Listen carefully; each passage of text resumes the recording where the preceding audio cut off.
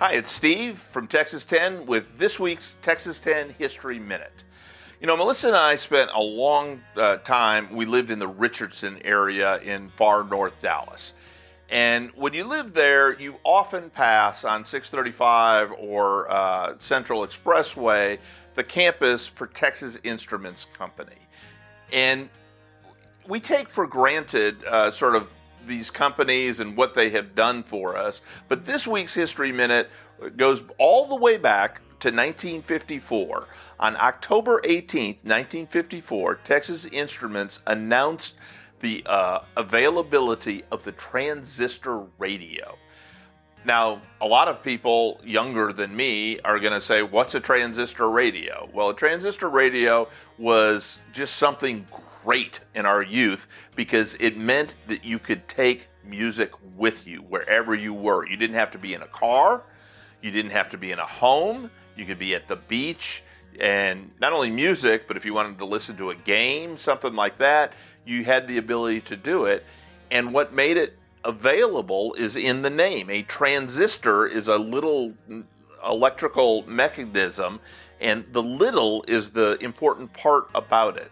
And Texas Instrument pioneered this technology, and transistors were used in many, many products, but one of the most famous, one of the most enjoyable, and one of the things that was transformative was the transistor radio. Right there near us in Richardson, Texas is where that happened. TI went on and still goes on to do many, many great things in electronics, and we might run into them again. But for this week in Texas history, October 18th, the transistor radio. Now we have them on our phones, our watches, all the rest of it, but it all started out of Richardson, Texas, when we talked about it. For this week's birthday, this is a very interesting one, I think. In Denison, Texas, on October 14th, 1890, the first U.S. president born in Texas was born. That would be Dwight David Eisenhower, or Ike, as everybody knows him now. He was born in Denison, Texas. Now, his family didn't stay there for a long time. They went back to Kansas and moved back. But Dwight, or Ike, he did come back to Texas. He was at Fort Sam Houston and San Antonio for some time. Obviously, with Texas's military presence, he spent a lot of time in and out of Texas. And is just, to me, he's an underrated president. He's not an underrated general, but he deserved his rating.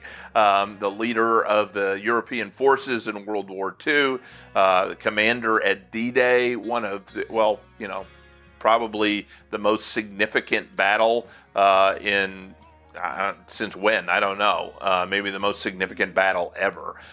Just a really decent man, and I just think a lot of him as far as a president. And I'm proud to call him a Texas brother. He might have referred to himself as a Kansas. I don't even know what they call themselves in Kansas, but whatever it is, we're going to call him a Texan today. Happy birthday, Dwight. Thanks for the transistor radio. When I was a kid, I loved to ride my bike and listen to music and listen to games on it. Thanks to the folks at TI. We hope you have enjoyed this week's Texas History Minute.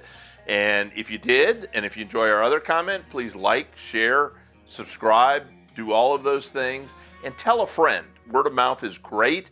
And then just keep coming back. That's the main thing you can do. Come back next week for another Texas History Minute. Until then, enjoy Texas. Bye.